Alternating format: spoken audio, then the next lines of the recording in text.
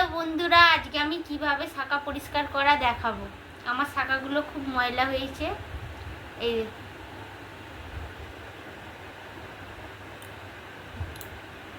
শাঁখাগুলো খুব ময়লা হয়েছে, ঠিক আছে। আমি এখানে এতটার মতন জল নিয়েছি, জল তারপরে এতটার মতন সার্ফেক্সেল নিয়েছি, যে কোনো সার্ফের নিলেই হবে। তারপরে এই জলটার মধ্যে এই সার্ফেটা দিয়ে দেবে, দিয়ে ভালো করে গুলতে হবে। এই এই শাঁখাগুলো এর মধ্যে দিয়ে দিতে হবে। তারপর সারা রাত থাকবে শাঁখাগুলো। তারপর কালকে আবার বলবো কি কি করলাম। শাঁখাগুলো সারা রাতে আমি ভিজিয়ে রেখেছি, তারপরের দিন হয়ে গেছে।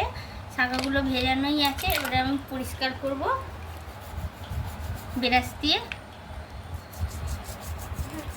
এই দেখো, চকচক চকচক করবে, দেখো দেখেছো কতটা পরিষ্কার হয়ে যাচ্ছে।